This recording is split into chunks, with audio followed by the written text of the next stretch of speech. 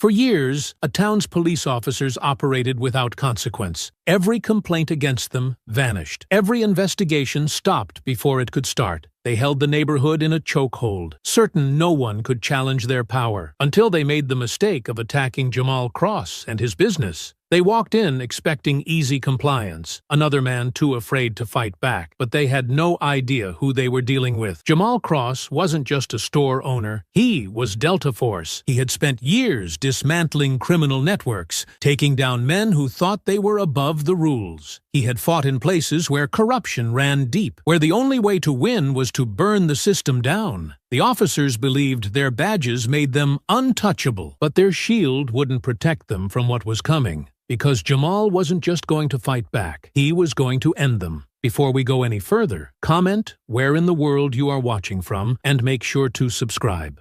The late afternoon sun painted the storefront in a deep amber glow, streaking through the dust that swirled in the warm air. Jamal Cross leaned against the counter of Cross Spirits and Fine Liquor, watching the last of his regulars trickle in before the evening rush. He hadn't always imagined himself owning a liquor store.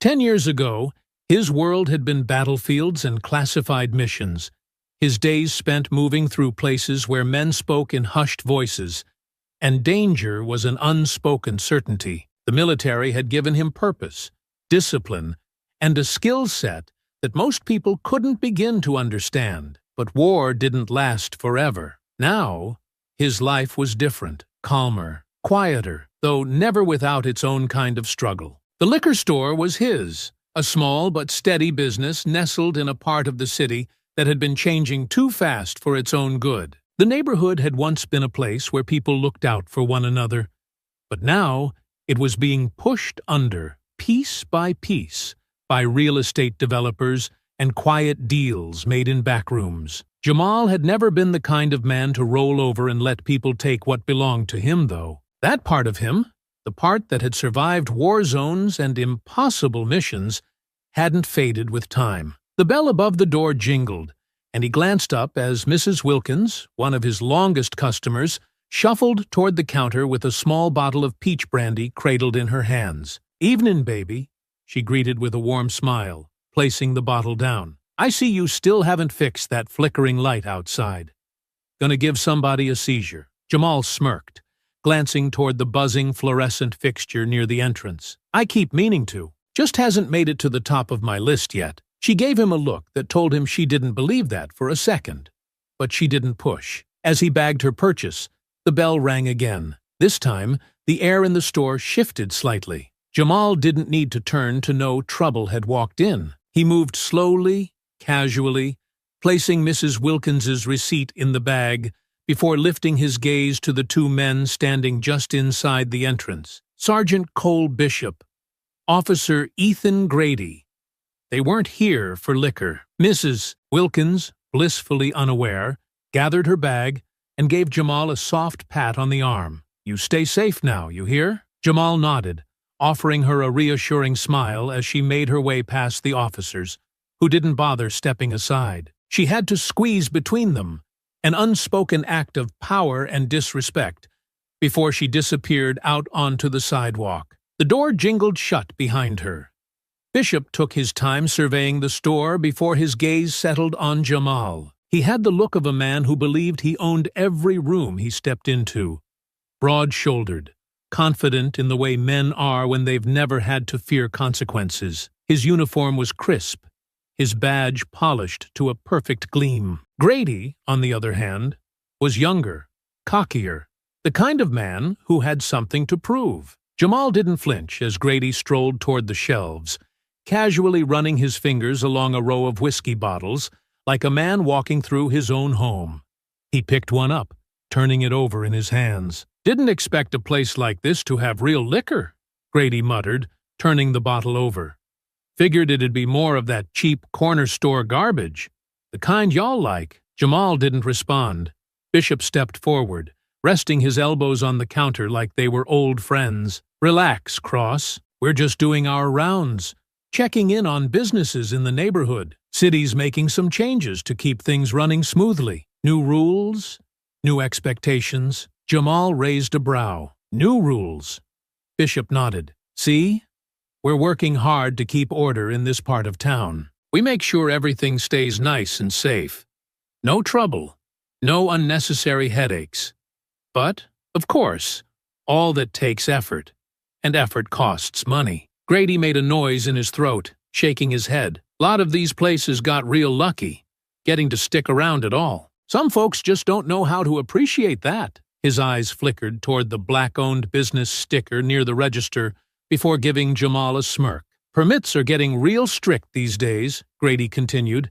Gotta be careful with those health codes. Can't have businesses letting things get too unsanitary. He glanced at the floor, the shelves, like he was looking for something wrong. Not saying there's a problem, but city officials might not see it that way. Jamal understood exactly what they were saying. Protection tax, he said flatly. Bishop gave him a small smile, as if amused by the term.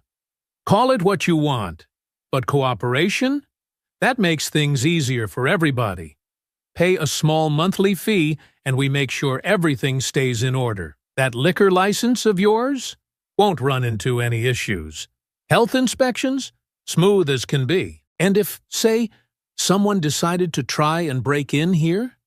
Well, we'd be the first ones on the scene. Jamal's fingers curled slightly against the countertop, but his expression remained unreadable. And if I don't? Bishop let out a slow, measured breath, shaking his head. Then you take a risk. Grady chuckled. A big risk. We had to shut down a couple places last month. Unfortunate paperwork issues. And some of these neighborhoods, they get real unpredictable when the wrong people start hanging around. He glanced toward the front door. A lot of folks ain't cut out for running a business. Place like this? Could be a whole different shop by next year. Something cleaner, classier. Jamal stayed silent for a long moment, letting the weight of their words settle in the air. Then, with deliberate slowness, he reached for the register and hit the cash drawer shut, without ringing anything up. Bishop's smirk faltered slightly. Jamal folded his arms over his chest. I'll pass. Silence. Grady exhaled sharply through his nose, shaking his head like he'd expected this. Man's making things difficult for himself, he muttered. Bishop straightened his stance, nodding once, as if confirming something in his head. Grady sighed and held up the whiskey bottle he'd been eyeing, giving it one last look before letting it slip from his hand. The glass shattered against the floor, sending sharp echoes through the store. The smell of alcohol spilled into the air immediately, strong and deliberate. Neither of them flinched. Bishop took a slow step backward, adjusting his cuffs as he turned toward the door. You're gonna regret that, Cross, he said smoothly. We'll be back. The bell jingled again as they walked out. Jamal stayed still, his eyes on the dark liquid seeping between the floor tiles, the scent sharp, unmistakable. This wasn't an offer. It was a promise, and the next time they came back, they wouldn't be asking. Jamal locked up just after midnight, pulling the metal shutter down over the storefront, securing the entrance with the heavy padlock. The city never truly slept, but the streets were quiet enough. The occasional passing car sending beams of light stretching across the sidewalk. He stood for a moment, listening, watching, letting the night settle around him. Something in his gut was off. Not fear, not paranoia. He knew the difference. This was something heavier. A weight pressing against his ribs, telling him he should have been ready for what was coming next. He exhaled through his nose, shaking his head at himself. He had spent years in places where instincts were the only thing that kept a man breathing.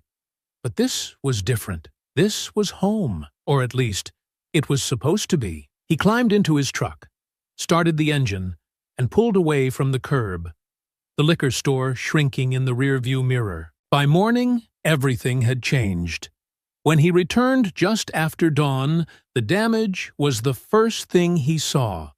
The front window was shattered, glass littering the sidewalk in uneven chunks, crunching under his boots as he stepped forward. Deep gouges ran across the metal shutter like someone had taken a knife or a crowbar to it, leaving jagged streaks behind. The old neon sign flickered above the door, struggling against the daylight. Jamal didn't move at first, just let the scene settle in front of him. The air was still, the city barely waking up, But there was a hush to the street. People had seen. They had walked by, maybe slowed for a second, maybe even thought about calling someone before deciding it wasn't their business. He exhaled slowly and reached for his keys. The lock was broken, the metal twisted where it had been forced open. He pushed the door inward, the hinges creaking, the scent of spilled liquor hitting him first. Bottles had been smashed, their contents seeping into the wooden floors, soaking into the shelves. Cigars from the display case were scattered across the counter, some stomped out, some left untouched. The cash register was wide open, but nothing had been taken. Not a robbery. That much was clear. Jamal stepped inside, his boots careful over the debris. He had seen plenty of messes in his lifetime, but this was deliberate. It wasn't just about destruction, it was a message. His stomach turned as he spotted something out of place near the base of the shelves, partially hidden beneath the wreckage. A small plastic bag, torn at the edges, white powder clinging to its surface. He didn't move closer. He didn't need to. They had been inside, and they had left him something to find. A slow inhale, measured and even, his mind already running through the next steps. They would show up soon. Maybe a patrol car just happening to drive by. Maybe someone responding to a concerned citizen's call. They would step inside, glance at the damage, pretend to care, and then they'd find it. Right there, in plain sight. Jamal clenched his jaw, forcing his shoulders to stay loose, keeping his pulse steady. He had seen plenty of setups before, just never one with his name on it. His hands curled into fists at his sides. They wanted him out, and if he wasn't going to leave willingly, they would make sure he didn't have a choice. Jamal had barely finished sweeping up the broken glass when the first squad car pulled up, the low hum of the engine settling into the quiet morning like a slow-moving storm. The sound was deliberate, an announcement of their presence meant to be felt before it was fully seen. A second car followed, rolling in smoothly, its tires pressing against the curb in an unspoken claim of control. Then came a third, sealing off the street in a way that made it clear this was not some casual patrol. He had expected them. The sun had barely risen, and the neighborhood was still rubbing the sleep from its eyes. But already, people were watching. A few shop owners stood behind their glass windows, their gazes cautious, calculating. A man walking his dog slowed his pace, eyes flicking toward the commotion before deciding it was safer to keep moving. The weight of their stares pressed into the air, not loud, not overt, but present. No one wanted to be involved, but no one could look away either. The driver's door opened first, followed by the sound of boots scraping against the pavement. Bishop stepped out, his uniform crisp, his movements as unhurried as ever, as if he had all the time in the world. His face carried that same unreadable expression, a practiced neutrality that masked something far more dangerous beneath. The way his gaze swept over the damage, the shattered window, the boarded-up glass, the fresh marks where the spray paint had been scrubbed away, told Jamal everything he needed to know. Grady followed closely behind, his movements sharper, more agitated, the faint bruising along his jaw from their last encounter still lingering like a reminder he hadn't forgotten. Unlike Bishop, he wasn't trying to hide anything. His anger sat just beneath the surface, waiting for an excuse to spill over. Two more officers climbed out of the second squad car, positioning themselves near the storefront in a way that wasn't quite threatening, but wasn't casual either. Their presence wasn't necessary, not for what this was supposed to be. But that was the point. Jamal exhaled through his nose, fingers unconsciously tightening around the broom handle before forcing himself to let go. They weren't here to talk. Bishop approached first, stepping over the scattered bits of broken glass with the same ease as someone strolling through a park. His eyes flicked briefly to the mess before settling back on Jamal. He let the silence stretch just long enough before speaking, his tone calm, conversational, like they were just two men discussing business. Busy morning. Jamal didn't rise to it. He kept his grip loose as he leaned the broom against the counter, meeting Bishop's gaze without hesitation. Yeah, you could say that. Bishop exhaled slowly, a faint nod accompanying his next words. Funny thing. We got an anonymous tip about this place. Said there's been some suspicious activity going on here.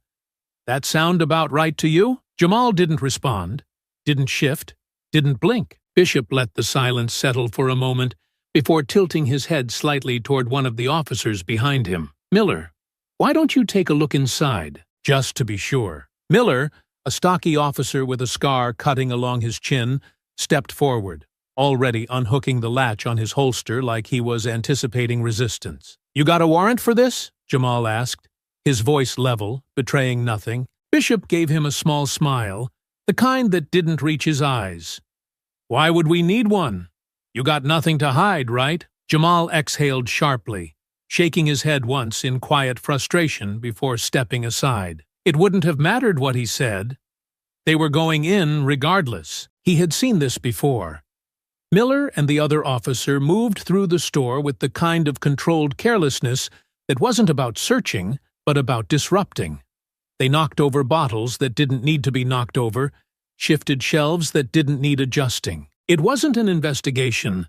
It was a performance. Jamal leaned against the counter, waiting. It didn't take long.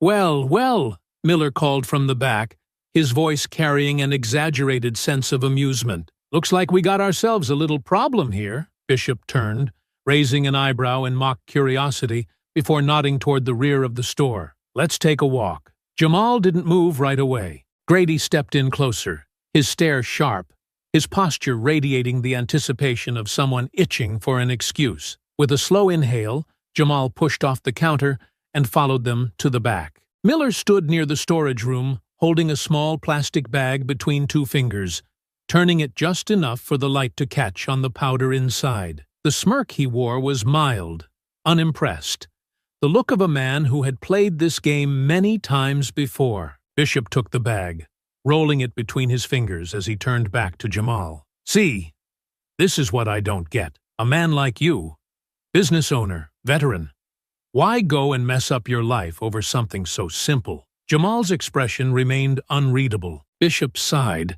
shaking his head in feigned disappointment before slipping the bag into his pocket like it was just another piece of evidence in a long list of cases he had solved. Now, the way I see it, you've got a few options. He took a slow, deliberate step forward. 1, we take you downtown, book you on possession with intent to distribute. You know what that means, don't you? Store shut down, entire investigation opened up. Probably find more if we look hard enough. Lot of guys inside would love to hear about your time in the service. Grady let out a quiet chuckle behind him, shaking his head. Bishop held up a hand before continuing, as if to soften the blow. Or maybe this was just a mistake. Paperwork gets lost. Evidence gets misplaced. And everything goes back to normal. Jamal's expression didn't change. And what's that cost? Bishop smiled, small and knowing. Call it an investment, one that keeps you in business, one that makes sure nights like last night don't happen again. Jamal let the words settle. Let the game play out exactly the way they wanted it to. Then he shook his head once. Bishop sighed, pressing his lips together as though truly disappointed. See? I was hoping you'd be smarter about this. Grady stepped forward, the restrained energy in his movements barely contained. You really think you're some kind of hero, don't you? Some righteous man standing up to the big bad cops? He scoffed, shaking his head. You ain't got nobody watching your back. Nobody's coming to save you.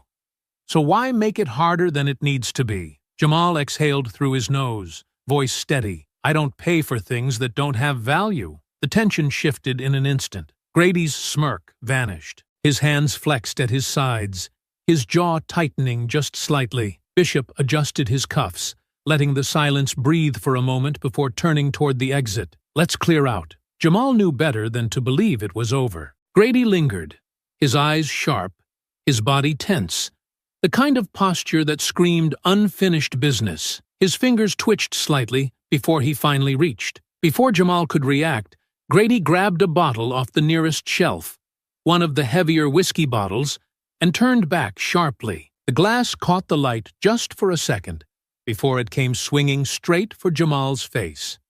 Jamal barely ducked in time. The bottle shattered against the counter, shards flying, liquid splattering across the floor. Bishop let out a slow breath, shaking his head. "You really shouldn't have done that, Cross." Jamal wiped the whiskey from his face, his muscles tightening, his stance shifting instinctively into something controlled. The fight had just begun. Jamal barely had time to move before Grady came at him again. The whiskey bottle had missed his head by inches, shattering against the counter and sending glass flying across the floor. The scent of alcohol filled the air instantly, thick and sharp. But Jamal didn't have time to focus on it because Grady was already swinging again, this time with his fists. Jamal slipped to the side, letting the punch glance off his shoulder instead of taking it full force. Grady was strong, but he wasn't precise. He was fueled by anger, by the need to prove something, and Jamal had seen plenty of men like that before. The ones who hit first and thought later. The ones who never expected the fight to come back at them. Jamal didn't hesitate. He countered immediately, driving his elbow into Grady's ribs with enough force to make him grunt and stumble back a step. It wasn't enough to put him down, but it was enough to make him think twice about rushing in blind. For a second, everything slowed. The other officers stood still, their eyes flicking between Grady and Jamal, calculating, reassessing. Then Bishop stepped forward, rolling his shoulders, his expression cold, controlled. "All right," he muttered under his breath. "That's how it's gonna be, then." And just like that, they all moved at once. Jamal barely had time to raise his arms before Bishop's baton came swinging. He deflected the first hit, catching the impact on his forearm instead of his ribs, but the force still sent a sharp ache through his bones. Another officer grabbed him from the side, trying to wrestle him down, but Jamal planted his feet and twisted, sending the man off balance. A fist slammed into his gut. Jamal gritted his teeth as pain tore through his stomach,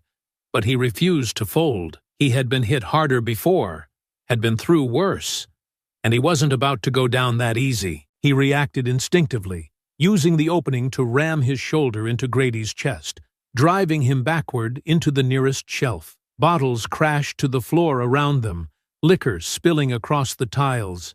But Jamal didn't stop moving. Another officer came at him from behind, trying to grab him by the collar. Jamal spun, driving his elbow back into the man's jaw, making his head snap to the side.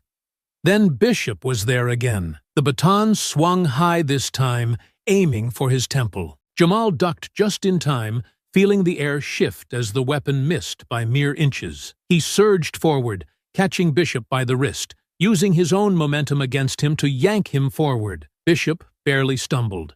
He was stronger than the others, steadier. He planted his feet, twisted his body, and slammed his knee into Jamal's ribs. The pain exploded through him instantly. His vision blurred for a second, his lungs locking up, his breath stolen from his chest. That was all they needed. Grady was back, fueled by rage and humiliation, driving his fist straight into Jamal's face. The hit sent him staggering, his back crashing against the counter, and then they were all on him. Fists, batons, boots slamming into his ribs, his arms, his back. Jamal dropped to one knee, his vision flickering between sharp and hazy, his body screaming at him to stay down. But he wasn't built for that. He forced himself to breathe through the pain, to ignore the metallic taste of blood in his mouth, to push past the agony burning through his ribs. They thought they had him. They thought they had won. Jamal let them believe it for half a second. Then he moved. He surged forward, ignoring the way his body protested, ignoring the sharp stab in his side where he was sure something had cracked. His hands shot out, grabbing the nearest officer, Miller, by the collar and yanking him down. The force of it threw Miller off balance, sending him crashing against the floor. Bishop moved in to strike again, but Jamal was already twisting away from the next baton swing, shifting just enough to avoid taking the hit full force. Instead, he caught the officer's wrist, pulled him in close, and sent a sharp knee into his stomach. The man folded instantly, gasping as he stumbled back. Grady lunged at him from the side, trying to tackle him, but Jamal was faster. He sidestepped just in time, grabbing Grady's arm and using his own momentum to send him flying into the counter. Bottles crashed. Glass shattered. Grady groaned as he tried to push himself up, but Jamal didn't give him the chance. He grabbed him by the back of the shirt, spun him around, and drove his fist straight into his face. Grady crumpled. One down. The others weren't done yet. Jamal turned just as Miller rushed him again. Baton raised. He had no time to dodge, no space to counter. The hit landed hard against his shoulder.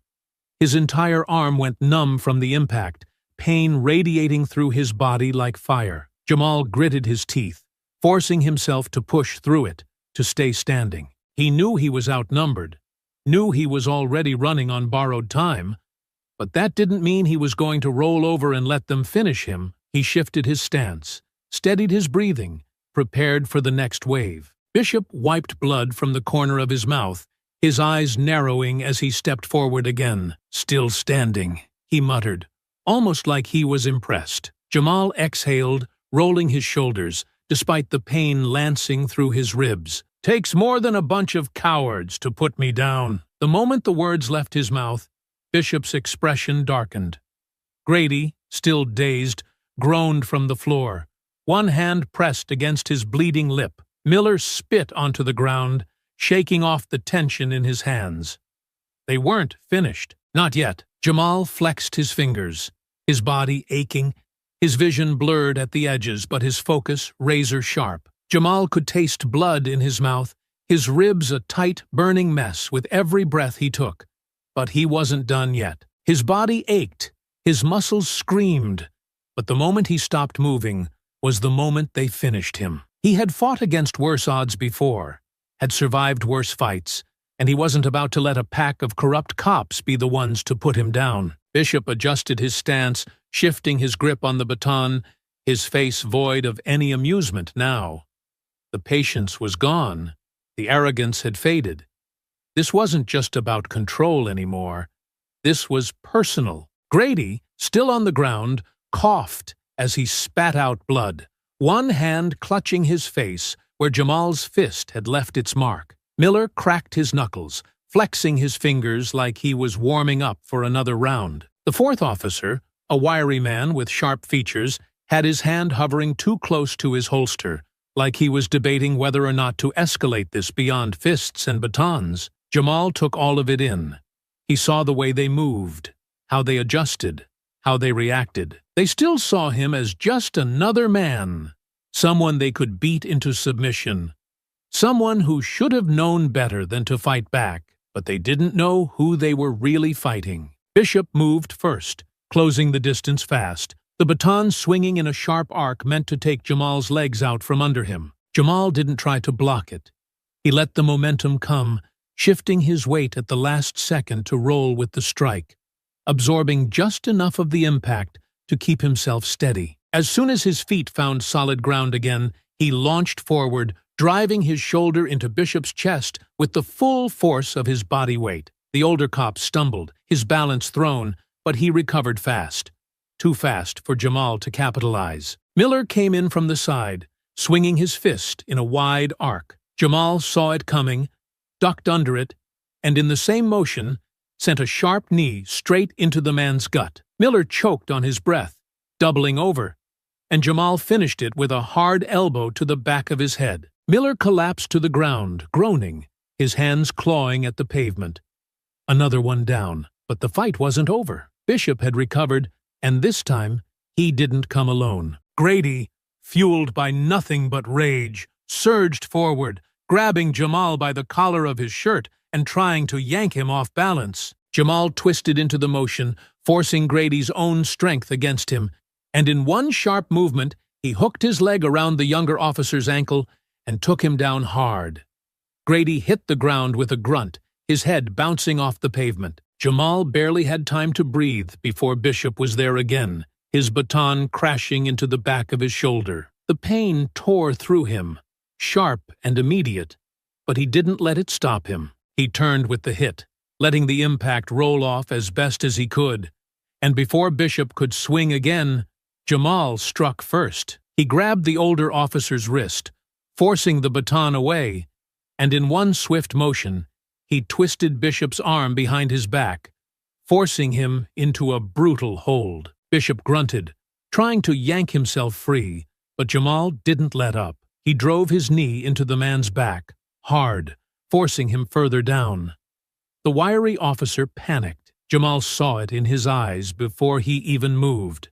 His hand went to his gun. Jamal acted without thinking. He released Bishop and surged toward the officer before the gun could clear the holster. He grabbed the man's wrist, twisted it sharply, and forced the weapon out of his grip. The officer shouted in pain, stumbling backward, but Jamal didn't stop there. He used the momentum to slam his fist into the cop's jaw, sending him sprawling against the squad car. The gun clattered to the pavement. Jamal didn't reach for it. He knew better. The second his hand touched that weapon, this would turn into something else entirely. But Grady didn't see it that way. He was back on his feet, wild-eyed and unhinged, and before Jamal could react, he was reaching for his own gun. Jamal moved first. He grabbed Grady's wrist, yanked him forward, and with the last bit of strength he had, he drove his elbow into the younger cop's throat. The hit landed clean, brutal, precise. Grady choked, gasping as his body seized up. He collapsed, clutching his throat, his breath ragged, wheezing, struggling. For a moment, everything stopped. The other officers stared. Jamal could feel the shift in the air. The moment they realized just how bad this had gotten. Grady wasn't just hurt. He was barely breathing. Bishop's face hardened. "You're done, Cross." Jamal knew it before the words were even spoken. They weren't going to fight him anymore. They weren't going to arrest him. They were going to kill him. The fourth officer scrambled for his radio, calling for backup, for medics, for whatever they needed to make this look like something it wasn't. Jamal's breathing was ragged, his ribs on fire, his vision hazy, but he had no choice now. He had to go. He turned and ran. Gunshots rang out behind him, the sound splitting the air, echoing off the buildings. Something hot grazed his side, sending fresh pain ripping through his body. But he didn't stop. He forced his legs to move, pushing through the burning ache in his lungs, sprinting toward the alleyway between buildings. He had spent years memorizing every back street, every shortcut in this neighborhood. And now, those instincts were the only thing keeping him alive. More voices behind him, more shouting. He vaulted over a chain-link fence, hitting the ground hard on the other side. The pain nearly took him out, his body threatening to give in, but he forced himself forward, stumbling into the shadows. He wasn't out of danger, not even close, but he was still breathing. For now. And now, they would be coming for him. Jamal moved like a man running on instinct alone. His ribs were a mess, his body screaming with every step, and the gunshot wound on his side burned like someone had set fire to his flesh. Blood trickled beneath his shirt, sticky and warm, but he couldn't stop now. The alley was narrow, dark, the pavement slick with city grime, but it gave him just enough cover to slip between the buildings before the officers could regain their bearings. Behind him, sirens wailed, the distorted voices of dispatchers crackling through radios, barking orders. The entire block was waking up now. Lights flicking on, people stepping to their windows, some too afraid to look outside, others desperate to see what was happening. The police had control of the streets, but they didn't have control of him. Not yet. Jamal pressed his back against a dumpster, his chest rising and falling in uneven breaths, trying to steady himself. He had seconds, maybe less. If they followed the blood trail, if they got dogs, if they blocked off the roads, it was only a matter of time before he was cornered. His mind moved faster than his pain, calculating, shifting through options. He needed an out. His gaze flicked toward the squad cars parked on the street, their engines still running, their doors open in the officers' rush to pursue him. One of them was closer than the others, still idling, the driver's side empty. A few more feet, and he could get to it. But getting inside wasn't the hard part. getting out alive was. He gritted his teeth, forcing himself to move. The alley opened into the street behind the squad cars, and Jamal stayed low, his steps deliberate, measured. The pain slowed him, but his training wouldn't let him stop. He reached the nearest squad car, his fingers curling around the door handle. He pulled it open, slipping inside before anyone turned their heads. The police radio crackled. Suspect headed north on 5th, armed and dangerous. Shoot on sight, if necessary. They weren't bringing him in, they were shutting him down. Jamal swallowed the taste of blood and forced himself to focus. The keys were still in the ignition. He twisted them, the engine humming beneath his fingertips. The weight of the car settling around him like a weapon waiting to be fired. A sharp noise made him freeze. The back door of the squad car was cracked open. Someone had thrown something inside in the chaos. Something small, barely noticeable beneath the folded-up rain gear and extra zip ties. His eyes scanned the seat, then locked onto a phone. Not just any phone. A police-issued encrypted device. His fingers curled around it, the cool surface slick with someone else's sweat. He knew what this was, what it could mean. This wasn't a burner. This was evidence. He didn't have time to process it. Jamal threw the car into gear just as the first officer turned. "Hey!" The shout barely registered before he hit the gas. The tires screeched against the pavement, the force slamming him back against the seat. He kept his grip steady, weaving between parked cars, pushing the engine harder than the cruiser was probably built for. Gunshots cracked behind him. Glass spiderwebbed across the back windshield. But he didn't slow down. His fingers found the police radio, his training kicking in faster than his exhaustion. He twisted the dial, changing the channel, tapping into their comms before dispatch could issue new orders. "Suspect spotted near 7th and Monroe," he said, keeping his voice short, authoritative. "Headed westbound. All units converge." For a second, there was silence.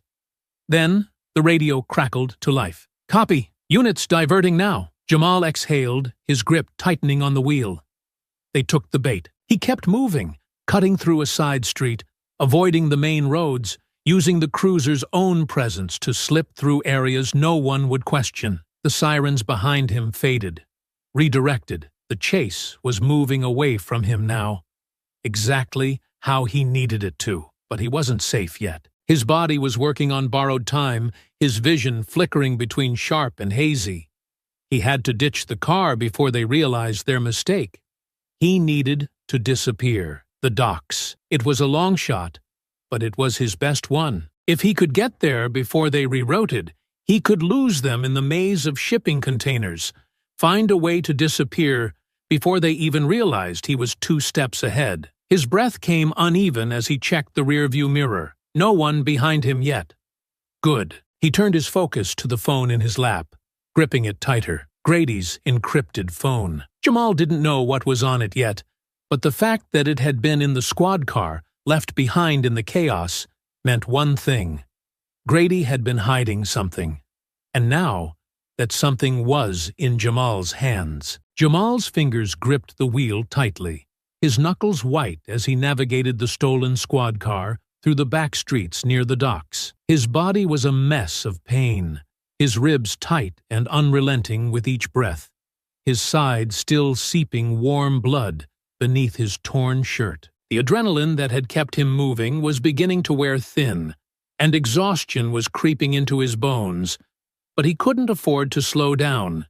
He had made it this far, outmaneuvering men who wanted him dead, and now he had something they never intended for him to have. Grady's encrypted phone. Jamal parked deep between 2 abandoned warehouses, far from streetlights or prying eyes. The stolen police car was still humming beneath him, its radio crackling with distant voices that were likely still searching for him. He reached for the knob, twisting the frequency, making sure to keep their comms open while they had no idea he was listening. The phone in his lap felt heavier than it should have.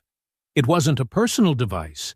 It wasn't something filled with texts about weekend plans or idle messages to friends. It was a tool of men who operated in the shadows, men who saw their badges as leverage rather than duty, a way to exploit the very people they had sworn to protect. Jamal powered it on and got to work. His fingers moved out of habit, bypassing standard encryption and overriding security measures that were meant to keep men like him out. This wasn't new to him. He had done this before in places far more hostile than this city, where the difference between getting the right information and failing meant someone didn't make it home. The screen flickered. Then it opened. His breath slowed as he scrolled, his mind racing as he took in the messages, lines of conversation, blunt and efficient, void of any concern beyond the business they conducted. These weren't casual conversations or back-alley deals. This was something bigger, something deeper, a network of transactions between men who saw human lives as nothing more than numbers. Then he saw Bishop's name. Jamal tapped the thread, his stomach tightening as the messages loaded. Shipment secured. Same deal as last time. Expect delivery Tuesday. Cleanse the block. Counts off. Handle it. Need another permit fast-tracked.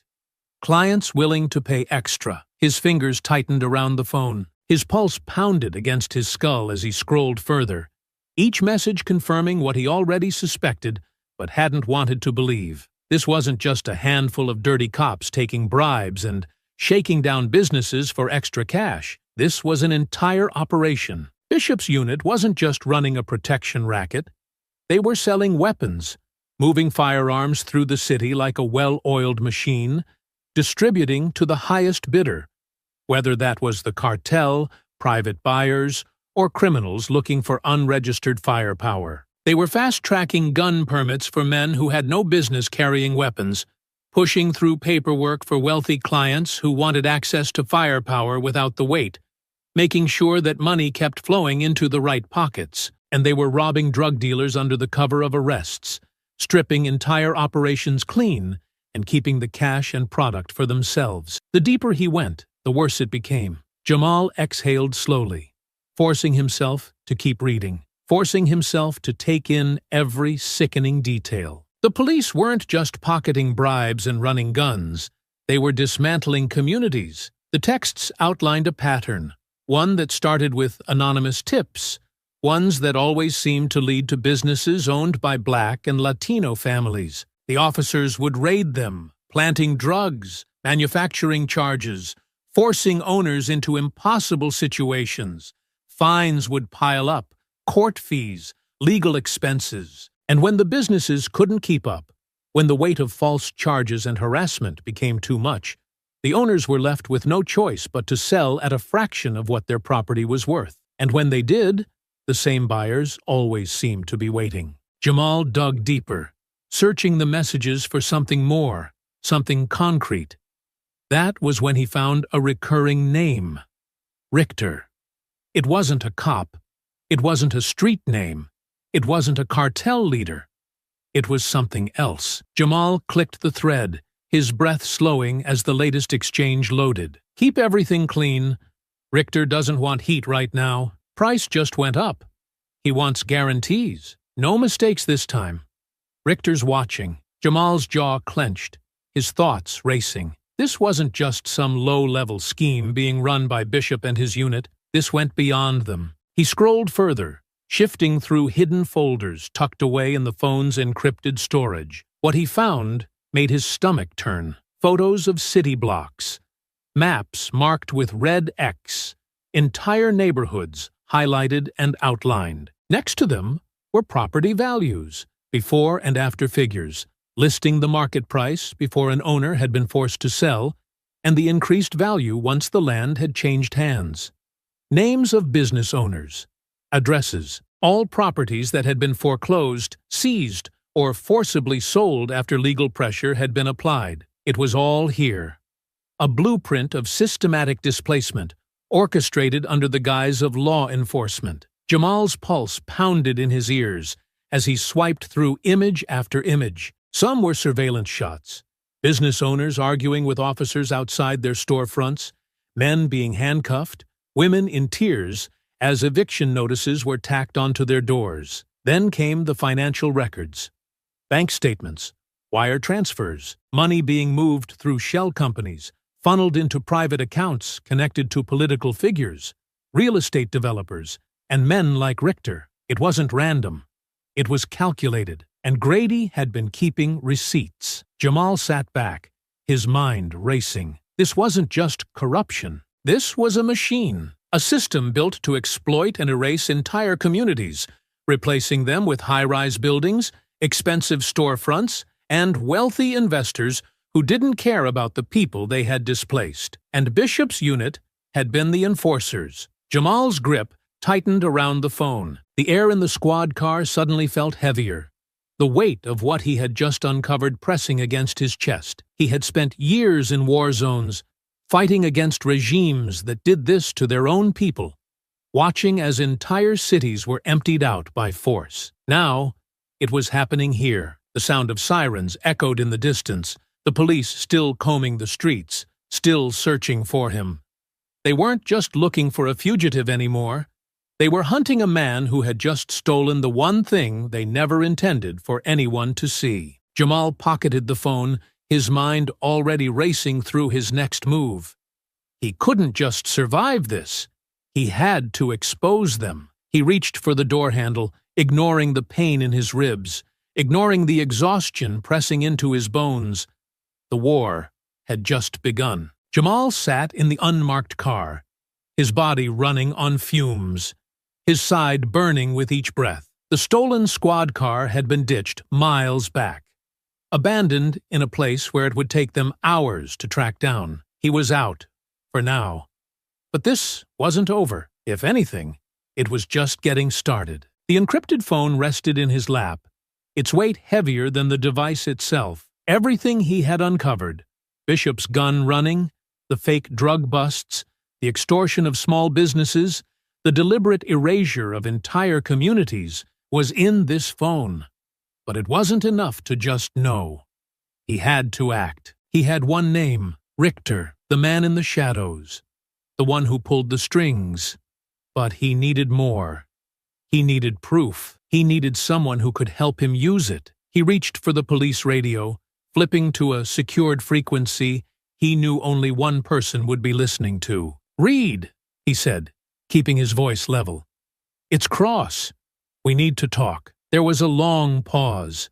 Then, finally, the detective's voice crackled through the speaker. "Jesus Christ. Do you have any idea how much heat is on you right now?" "Yeah," Jamal said, glancing at the blood on his hands, at the stolen evidence in his lap. "That's why I called." Another pause.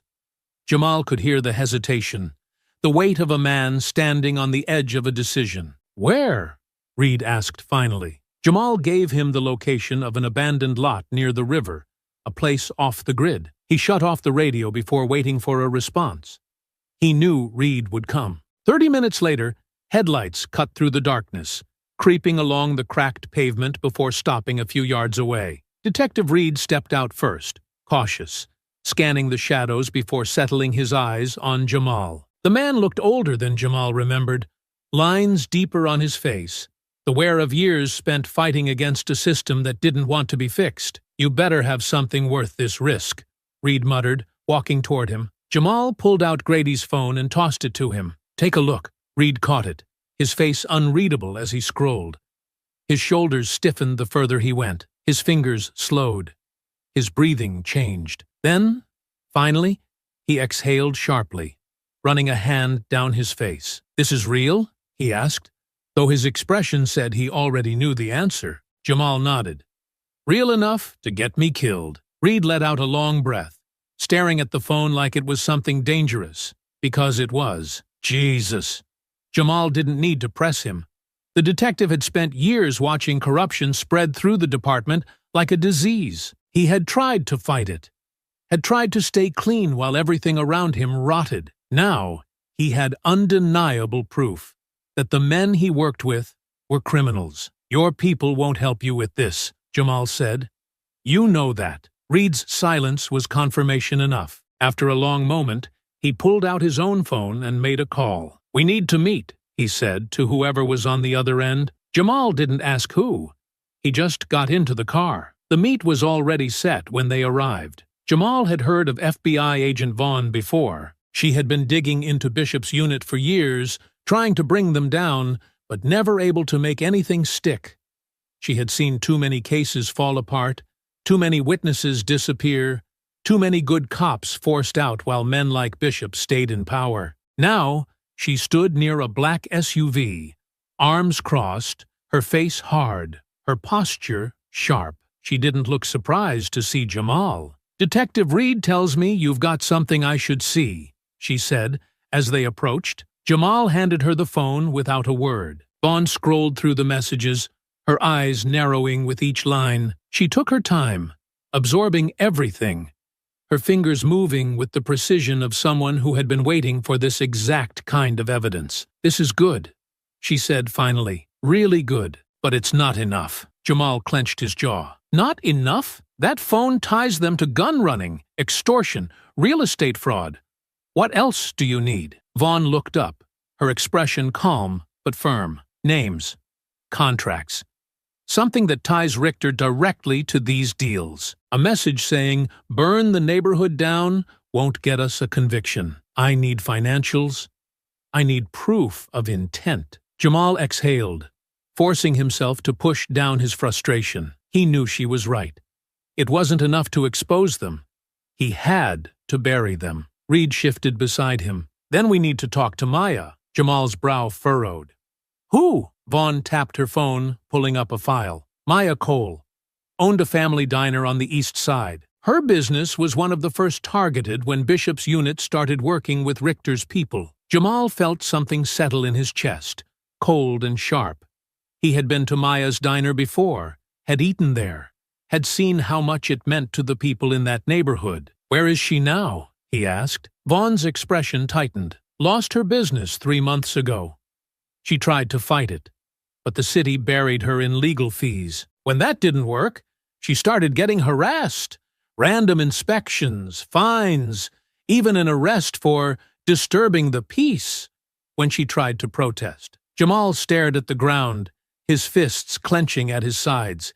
He knew exactly how it had gone down. They had pushed her to the breaking point, forced her to watch everything she had built get ripped away, until she had no choice but to let go. "And Richter?" he asked, his voice low. Reed spoke this time. "His company bought the property for pennies on the dollar 2 weeks later, the same way they've done with dozens of other businesses." Jamal felt his pulse thud against his temples. This wasn't just corruption. This wasn't just Bishop's greed or a few cops lining their pockets. This was a system, a machine designed to strip entire communities bare and sell them to the highest bidder. And Maya had proof. Vaughn met Jamal's gaze. She kept records. Every time she got fined, every time an officer showed up at her door. Bank statements, loan documents, even paperwork from other business owners who went through the same thing. If we can tie any of those properties directly to Richter, it's over. Jamal exhaled slowly, his vision clearer than it had been all night. This was bigger than him, bigger than Bishop. It was a war for the soul of his city. "You still with us, Cross?" Vaughn asked. Jamal met her gaze. "I'm not just with you," he said. "I'm finishing this." Jamal barely felt the pain in his ribs anymore. He had been running on adrenaline and discipline for so long that exhaustion was nothing more than a distant thought. His mind had locked onto one thing: the next move. He wasn't just running from Bishop's unit anymore.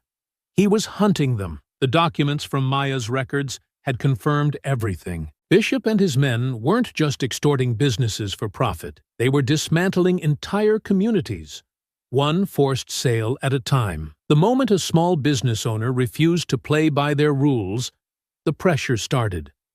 False fines, sudden inspections, harassment at every turn. If that didn't work, drugs were planted, charges appeared out of nowhere, and legal fees stacked up. When they couldn't keep up, they had no choice but to sell their properties for pennies on the dollar to Richter's company. Jamal had fought men like Richter before, powerful men who pretended to be clean while sending others to do their dirty work. He had seen this tactic play out in war zones, regimes using control and fear to seize land and wealth.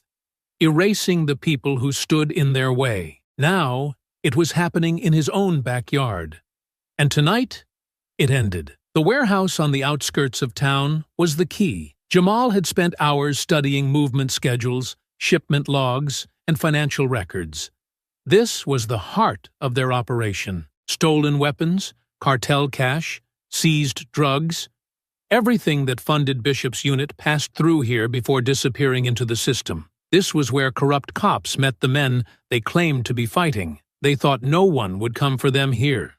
Jamal was about to show them how wrong they were. The air inside the warehouse was thick with the smell of motor oil, rusted steel, and dust. The dim glow of overhead lamps cast long shadows through the rows of stacked crates, turning the space into a maze of steel and concrete. Jamal moved with quiet precision, his steps careful, his breathing measured. He wasn't rushing, he was hunting. He had slipped in through a side entrance, an old maintenance door rusted at the hinges. Security was light. They weren't expecting trouble. Voices echoed from the far end of the warehouse. "Shipments coming in Friday. Richter already has the cash lined up," one of them said. Another voice responded. "Same accounts?" "No. Running it through the redevelopment fund this time. Bishop doesn't want anything linking back to him directly." Jamal's fingers tightened. That was it. Proof that city funds, money meant for the very people they were targeting, were being stolen and funneled straight into Richter's developments. He lifted his phone and silently snapped photos of the ledgers and paperwork laid out on a nearby table. A sound caught his attention. Footsteps. Someone was coming toward the office. Jamal moved quickly, shifting into the shadows. He stayed low, his breathing steady. The door swung open. Miller stepped inside. The officer scanned the room, eyes narrowing as he spotted the open desk drawer. His head turned just slightly, enough for him to see Jamal. For a brief second, neither man moved. Then Miller went for his gun. Jamal was already there.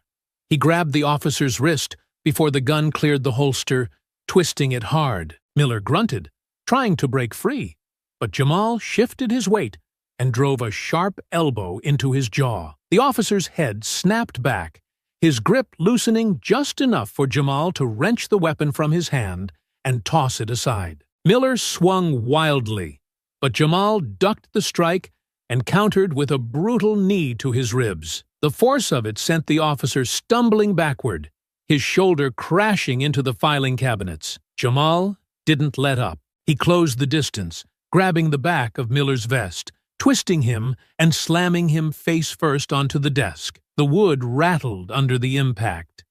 Paperwork scattered across the floor. Miller groaned, trying to push himself up. Jamal pressed a forearm against the back of his neck, pinning him down. "Stay down." The officer struggled, but his strength was already leaving him. Jamal pulled a zip tie from the officer's belt and wrenched his arms behind his back, securing him tightly. Miller groaned in protest, but Jamal was already moving. His cover was blown. It was time to go loud. Jamal stepped out of the office, moving quickly between the stacked crates, his senses sharp. The men at the far end hadn't noticed him yet.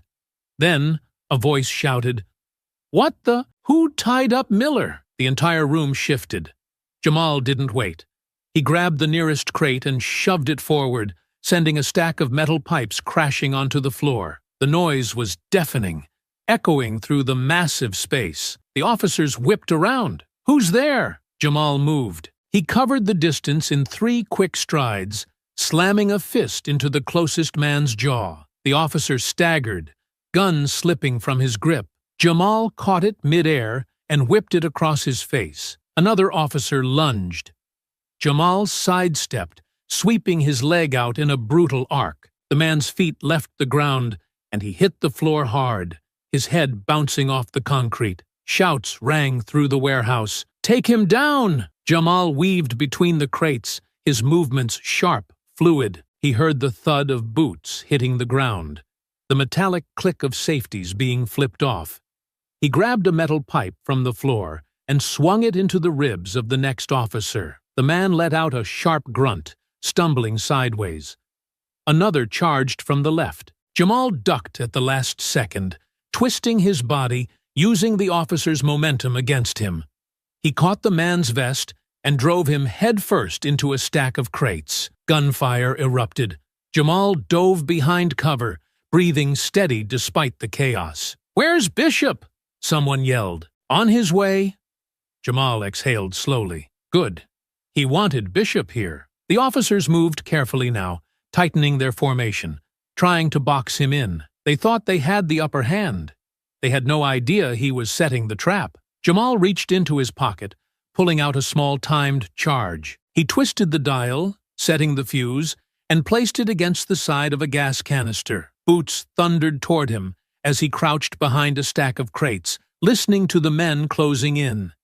He waited until they were nearly in position, counting the steps, judging the angles. The second they moved into view, he fired. The gunshots cracked through the warehouse, sending two men stumbling back as their weapons fell from their hands. Before the others could react, he rolled to the side, grabbing another crate and shoving it into their path, forcing them to trip as they scrambled for cover. Then, behind them, the explosion erupted. Jamal felt the heat surge through the air, the force of the blast shaking the warehouse as smoke filled the space. It wouldn't kill them, but it would cause enough confusion to give him the edge. He moved through the haze, striking fast and hard, taking down anyone who stood between him and the exit. By the time the smoke began to clear, he was already gone. Jamal moved quickly, weaving through the smoke that still lingered from the explosion. His ears were still ringing from the blast, but he didn't stop. His movements were sharp and precise, his mind locked onto one goal: get the documents and get out before they regroup.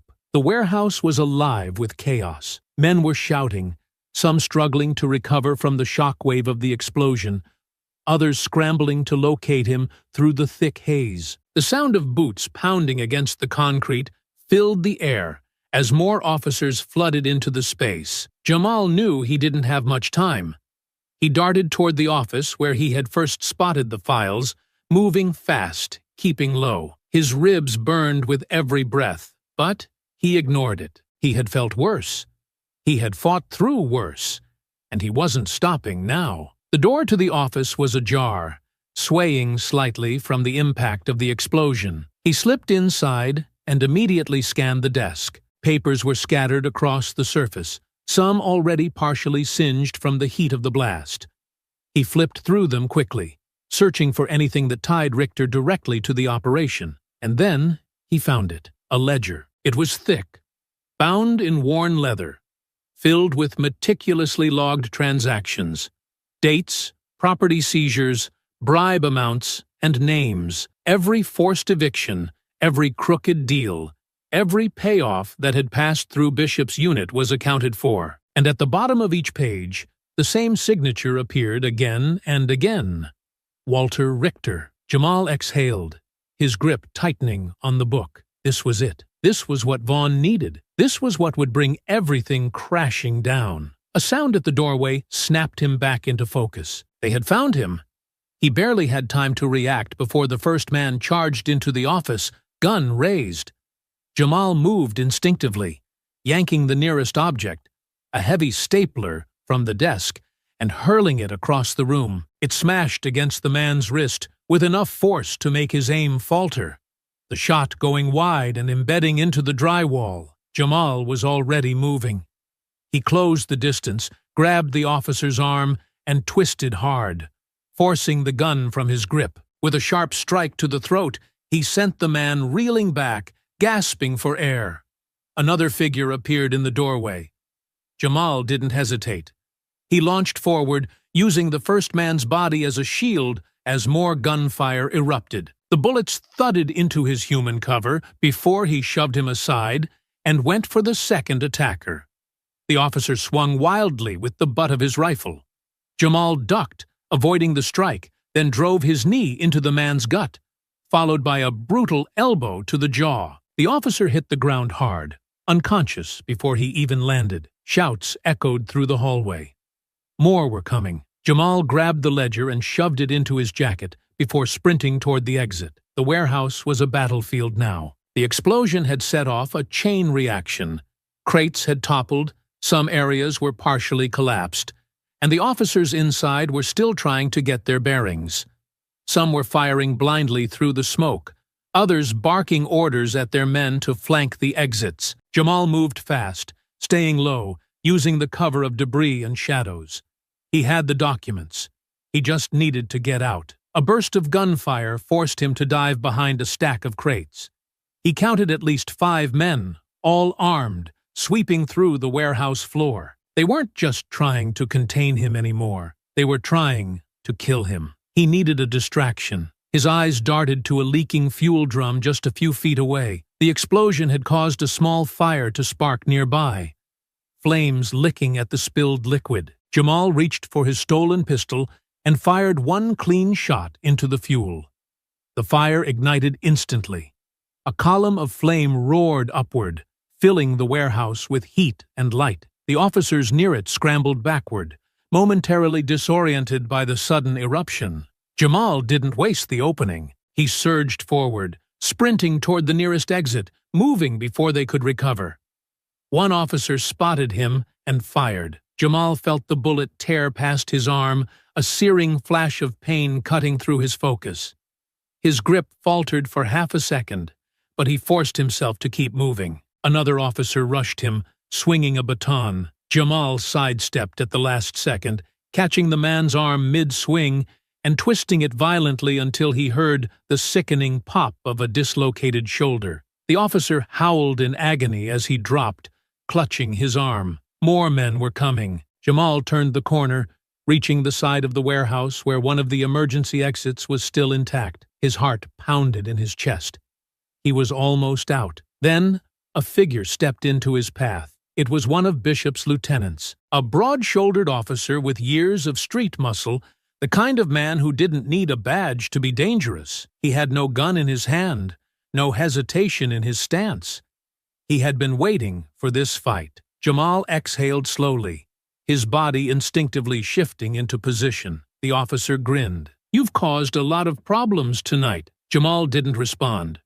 The man lunged, throwing a powerful right hook, but Jamal saw it coming before he even moved. He sidestepped, letting the punch sail past him before driving his fist deep into the man's ribs. The officer grunted, but didn't stop. He came back fast, swinging again, this time aiming for Jamal's injured side. The pain flared through his ribs as the punch landed, but Jamal gritted his teeth and retaliated. He slammed his palm into the man's throat, forcing him to stumble back. Jamal followed up, pressing the advantage, throwing a sharp knee into the officer's stomach before grabbing the back of his head and driving it into the steel frame of the door. The man went limp. Jamal didn't waste time. He pushed through the exit and into the night, his legs still moving even as his body screamed in protest. Gunfire cracked behind him. He ducked low, darting through the alley beside the warehouse, weaving between dumpsters and abandoned vehicles. His car was parked 3 blocks away. He just had to make it there. The sounds of pursuit were close.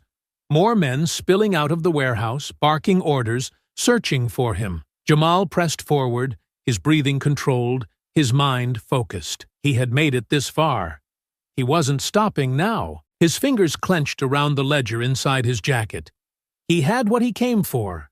Now, he just had to survive long enough to use it. Jamal sat in the front seat of the unmarked car, parked in a dimly lit alley a few miles from the warehouse. His body ached from the fight, his side still throbbing where the bullet had grazed him, but he ignored it. He had been through worse. Pain was temporary.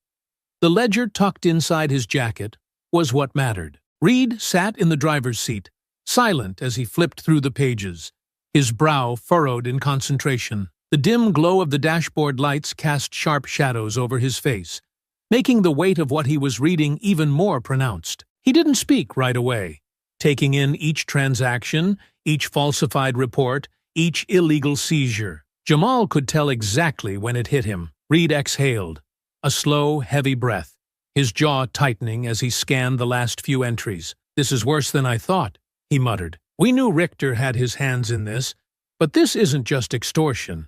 It's an entire system. The city's been handing him properties like clockwork, and Bishop's been making sure the right people lose their businesses. Jamal leaned back against the headrest, staring out at the empty street beyond the windshield. That's why it worked for so long. Nobody was looking in the right places. They made it look like business as usual. A few failed loans here, a few arrests there.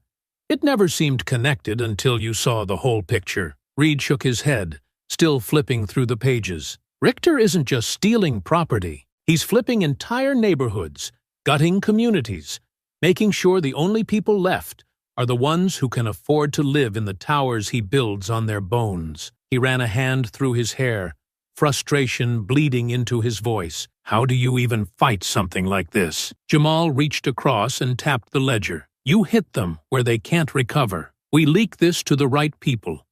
Let the feds dig into Richter's books. Expose everything. He might think he's untouchable, but nobody survives when the government starts pulling apart their finances. Reed let out another slow breath, his grip tightening on the pages. If we go to the feds, we have to be ready for backlash. Bishop's not going to roll over. Neither is Richter. Jamal already knew that.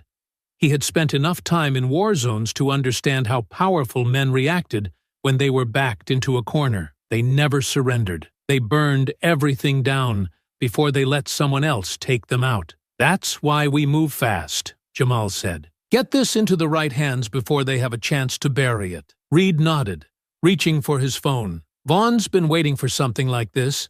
She's already been circling Bishop's unit. If I hand this over now, she'll push for a federal task force to take them down. The moment this lands on her desk, it becomes official. No more cover-ups. No more buying their way out. Jamal glanced at him. How long? Reed dialed a number, holding the phone to his ear. You'll find out soon enough. Jamal listened as the detective gave Vaughn a quick summary of what they had. She didn't even hesitate. Within minutes, Reed hung up and turned the key in the ignition. They're moving on it, he said. FBI's about to put pressure on every single name in that ledger. Richter's office is going to be the first place they hit. Jamal exhaled, the tension in his chest loosening slightly. It wasn't over. Not yet. But the first blow had been landed.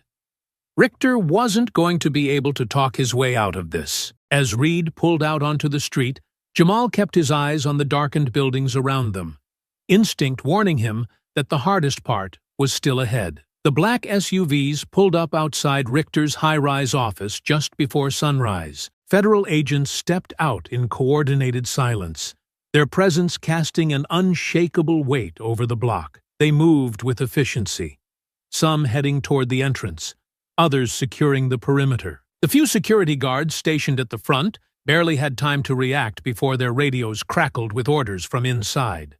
The FBI had arrived with a search warrant, and they weren't leaving empty-handed. A senior agent strode through the glass doors, flashing his badge at the receptionist. This office is now under federal jurisdiction. Step aside. Inside, the building was already awake. Executives in crisp suits stood frozen in the corridors. Assistants whispered frantically into phones, and high-ranking managers were already backing away toward the elevators. The agents didn't let them. "Nobody leaves," one of them announced.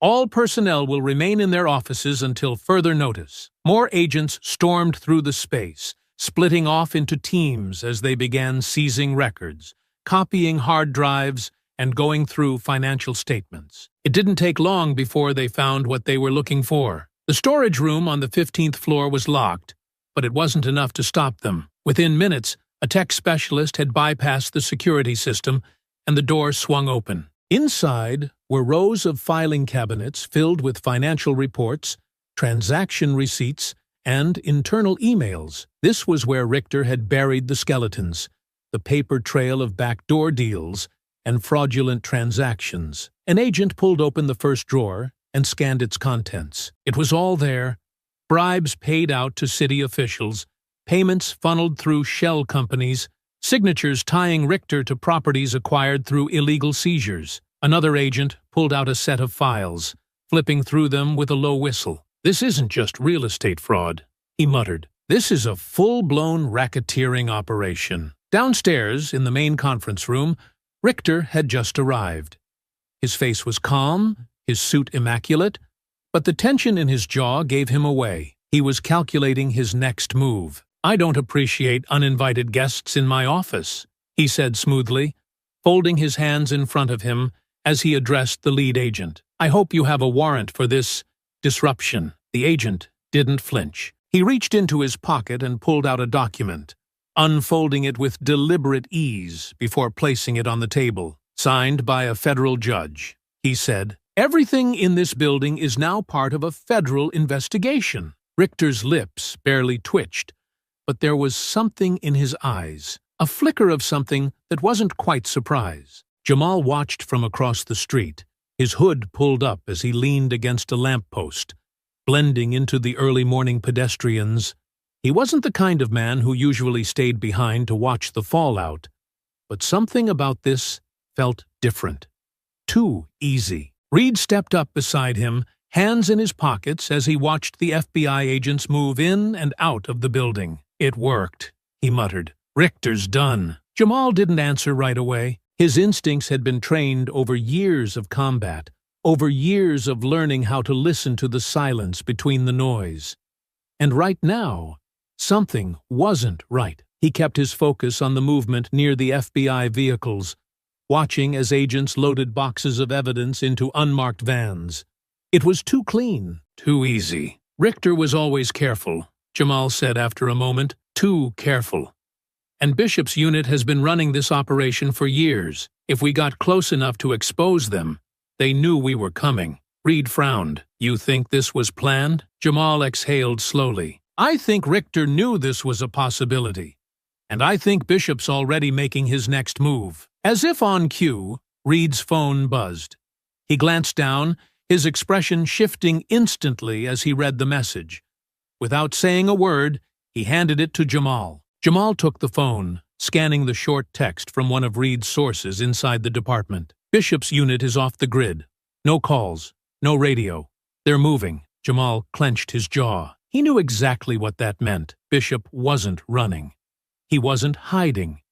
He was cleaning house. The raid had been the first strike, but the real fight was still coming.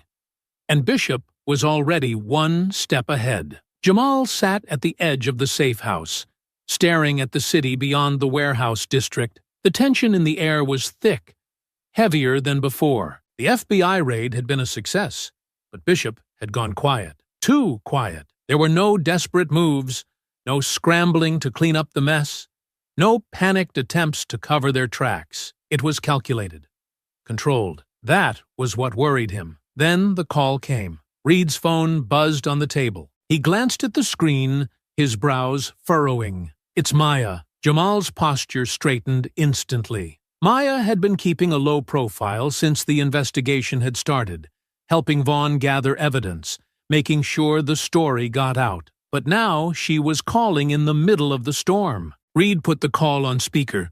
Her voice was tight, forced. "Reed, it's me. I need help." Jamal's stomach dropped. Something was wrong. "Where are you?" Reed asked immediately. I don't know. I was driving home and—" Her breath hitched, static breaking the line for a moment. "They grabbed me. I think it's them." Jamal didn't hesitate. "Who? Bishop?" A deep voice cut through the line, drowning out Maya's frantic breathing. "I was wondering how long it would take you to pick up, Cross." Jamal's jaw clenched as Bishop's voice filled the room. "I have to admit, you've been a thorn in my side. The kind that just won't go away no matter how much pressure I put on it. You took my operation, my leverage, my money, and now you think you've won." A slow chuckle followed. "But here's the thing, soldier. You and I both know this isn't over. So, let's settle it." Jamal's fingers tightened around the phone. "Where is she?" Bishop ignored the question. "You always were predictable, Cross. Always playing hero. I know exactly how this ends, but I'll give you a choice. Come alone, or I send her back to you in pieces." Jamal's pulse stayed steady, but his mind was already running through the possibilities. This was a trap. Bishop wouldn't just be waiting. He would have men, weapons, an entire kill zone set up. It didn't matter. "Send me the location," Jamal said, his voice level. Bishop chuckled again, low and confident. "See you soon." The call cut off. Reed exhaled sharply. This is a setup. You know that, right? Jamal slid his holster over his shoulder, securing his sidearm. Of course it is. Reed shook his head. You don't have to do this alone. We can call Vaughn. Get backup. No time, Jamal cut in. Maya doesn't have time for bureaucracy. Bishop won't wait. If I don't show, he'll kill her just to make a point. Reed swore under his breath. Then at least let me come with you. Jamal paused. Reed was a good cop, but he wasn't built for what was coming. This wasn't going to be an arrest. It was going to be a war. I need you to stay alive, Reed, Jamal said finally, because if I don't come back, someone has to finish this. Reed didn't like it, but he understood. Jamal grabbed his gear, checked his weapon, and walked out the door. The location Bishop sent was an abandoned train yard on the outskirts of the city. The perfect place for an ambush. No lights, no civilians, just rusting steel, empty boxcars, and silence. Jamal parked a block away and made his approach on foot, keeping to the shadows. He moved low, controlled, his senses sharp. Every muscle in his body was wound tight, ready for whatever was waiting. He spotted movement near one of the larger boxcars. Bishop stood in the center of the yard, calm, waiting. Maya was on her knees beside him, hands tied behind her back, a cloth gag over her mouth. Two of Bishop's men flanked her, both armed, standing just far enough apart that any sudden movement would put her at risk. Jamal kept moving, stepping out just enough for Bishop to see him. You came alone, Bishop mused, tilting his head slightly. I almost didn't believe you would. Jamal's expression didn't change. Let her go, Bishop smiled. You always want to do things the hard way, don't you? He nodded toward his men. One of them reached down, grabbing Maya by the arm and dragging her to her feet. Jamal saw it before it happened. The slight shift in the man's grip, the way he adjusted his stance. He was about to execute her. Jamal moved. He drew his weapon and fired before the man could react, the bullet tearing through his shoulder, sending him spinning. The other guard reacted too slowly. Jamal was already in motion, closing the distance, driving his fist into the second man's throat, before twisting his arm and snapping it clean. Maya hit the ground as her captor collapsed beside her, clutching his shoulder in agony. Bishop didn't flinch. Instead, he moved. Jamal barely had time to react before Bishop was on him, a knife flashing in the dim light. Jamal twisted at the last second, feeling the blade graze his ribs instead of burying itself deep. He countered immediately, grabbing Bishop's wrist and twisting hard, forcing the knife away before driving his knee into Bishop's side. Bishop grunted, but he was fast, faster than Jamal expected. He absorbed the hit and struck back, a vicious elbow crashing against the side of Jamal's head. The force sent Jamal stumbling, but he recovered quickly, stepping back and resetting his stance. Bishop smiled. Not bad, but you're slowing down, old man. Jamal rolled his shoulder, ignoring the sting. You talk too much. They moved at the same time. Bishop lunged again, but Jamal anticipated it, sidestepping and slamming his forearm into Bishop's knife hand, forcing it open. The blade clattered to the ground, but Bishop didn't pause. He threw a brutal punch, catching Jamal in the ribs. Jamal absorbed the pain and retaliated, driving a sharp kick to the side of Bishop's knee. The impact sent Bishop off balance just long enough for Jamal to seize the opening. He tackled him. They hit the ground hard, rolling over the dirt and gravel, each one trying to gain the upper hand. It was raw, brutal, no hesitation. Jamal caught Bishop's wrist as the man tried to grab another hidden blade, pinning his arm before delivering a punishing headbutt that cracked against Bishop's nose. Bishop snarled, blood streaming from his face. He lashed out, trying to break free, but Jamal kept him locked down. He forced Bishop's arm behind his back, twisting it painfully as he pressed a knee into the man's spine. Game's over, Jamal said, his voice steady. You lost. Bishop struggled, but Jamal tightened his hold. Maya was free now, pulling herself to her feet, her eyes wide as she took in the scene. Bishop let out a low chuckle despite the pain. You really think this ends with me? Jamal didn't answer. He knew Bishop was right. The war wasn't over. Not yet. Jamal tightened his grip, and Bishop finally went still. Bishop wasn't finished. Jamal felt the shift in his muscles a second before it happened. The sudden tension, the sharp twist of his body, the sheer refusal to surrender. He tried to break free, his elbow driving back, slamming into Jamal's ribs with enough force to make him grunt in pain. Jamal didn't let go. He kept Bishop pinned, but his grip loosened just enough for Bishop to wrench an arm free. The man moved fast, shifting his weight, flipping their positions with brutal precision. Jamal hit the ground on his back, and Bishop was on top of him in an instant.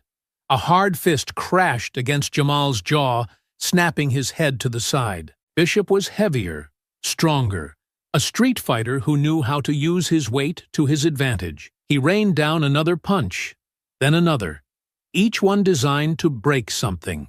Bone, cartilage, whatever got in the way. Jamal's vision blurred for half a second.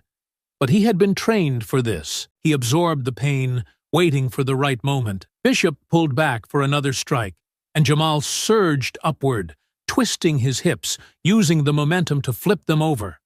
Now it was Jamal on top, his knee pressed into Bishop's chest, his elbow driving down hard into the man's sternum. Bishop wheezed, but he didn't stop fighting.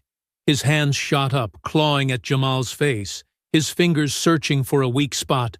An opening. Jamal responded immediately, grabbing Bishop's wrist and twisting, not to break, but to control, to force him into a position he couldn't escape from. He pressed his forearm against Bishop's throat, applying just enough pressure to cut off some of his air without crushing his windpipe completely. It was a warning, a sign that this could end right now. But Bishop still smiled, blood dripping from his nose. "You think you've won?" he rasped. "You have no idea what's coming." Jamal didn't let himself react. Words were just words. Then, out of the corner of his eye, he saw something. Movement. One of Bishop's men, barely conscious but still holding onto a gun, raising it in their direction. Jamal acted on instinct. He rolled off Bishop just as the gun went off, the bullet tearing through the air where his head had been seconds before.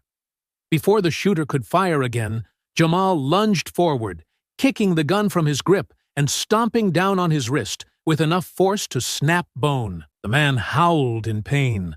But Jamal wasn't paying attention anymore. Bishop had used the distraction to get to his feet. Jamal barely had time to turn before Bishop drove a steel-toed boot into his stomach. The impact sent Jamal stumbling backward, pain flaring through his already injured ribs. He caught himself against the side of an abandoned freight car, breathing hard.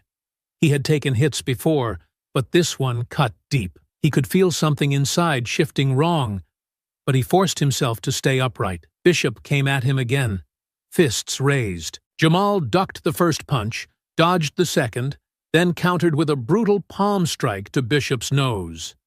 The crack of cartilage echoed in the night, but Bishop barely reacted. He was running on adrenaline now, fueled by rage. Jamal went for a second hit, but Bishop caught his arm and used his momentum to spin him around. Then, pain exploded in Jamal's shoulder. Bishop had snatched a blade from his belt and buried it deep, twisting just enough to make it burn. Jamal gritted his teeth, refusing to let the pain take him down.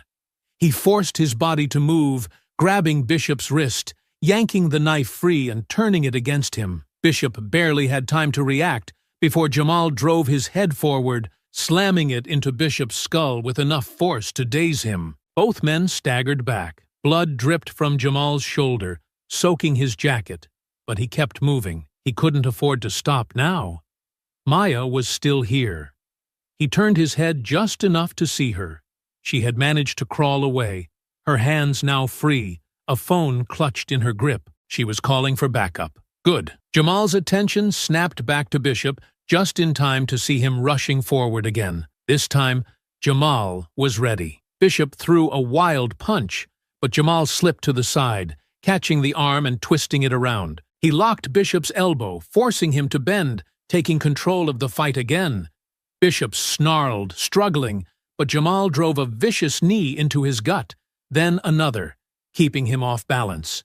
Then, with a final push, he sent Bishop crashing into the side of a rusted train car. The impact was enough to slow him down. Bishop groaned, his body sagging for just a second. That was all Jamal needed. He pressed forward, grabbing Bishop by the collar, slamming him back against the metal, pinning him there. For the first time, Bishop looked like he was starting to feel it. His breath came in ragged gasps, blood dripping down his face, his hands twitching at his sides. Jamal stared at him, his own breathing heavy, his body screaming from the fight. "This ends now," Jamal said, his voice low, steady. Bishop coughed, a weak chuckle slipping past his lips. "You really think that, don't you?" Jamal didn't answer. He knew how men like Bishop thought. They always had another plan, another play. But this time, there was nowhere left to run. From the distance, sirens echoed through the night. Maya had done her job. Bishop knew it too. His eyes flickered, searching for an escape, but Jamal tightened his grip, forcing him to stay exactly where he was. "You're done," Jamal said. "It's over." Bishop stared at him for a long moment, his expression unreadable. Then, finally, his body sagged slightly, the tension in his muscles loosening. Resignation. Jamal knew that look. But he didn't let go.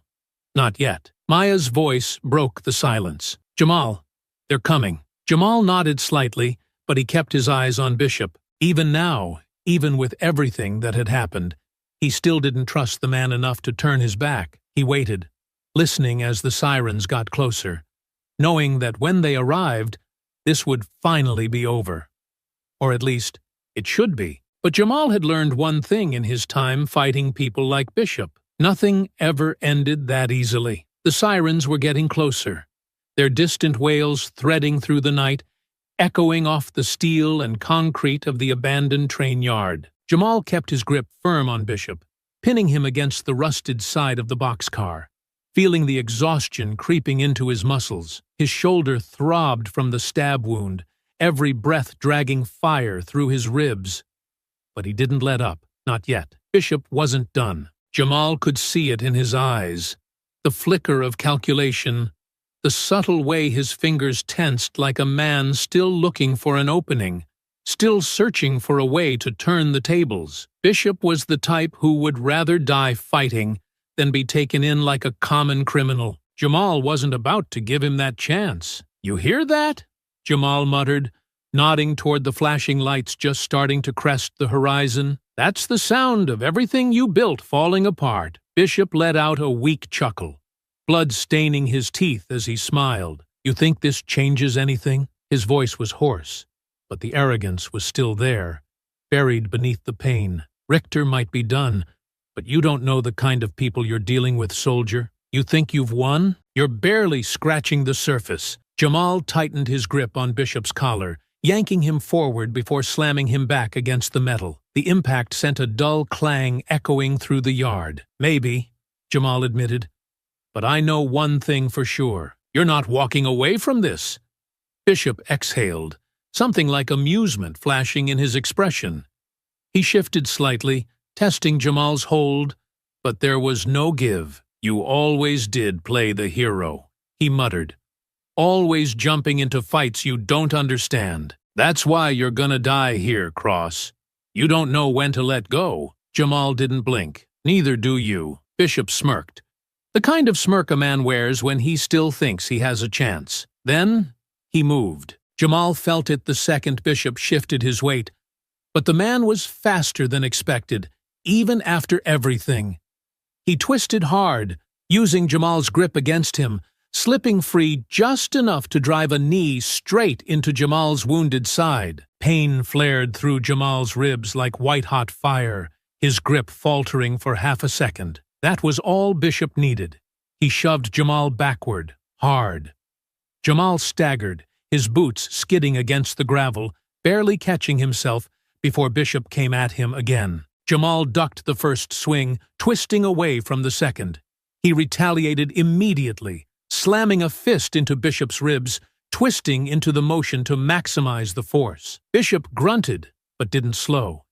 He struck back fast, landing a sharp hook against Jamal's jaw, snapping his head to the side. Jamal absorbed the hit, shaking it off, stepping in close to block the next attack, before countering with a brutal elbow to Bishop's face. Blood sprayed from Bishop's nose, but the man didn't stop moving. They were both running on fumes now, bodies battered, lungs burning, instincts taking over where strategy had failed.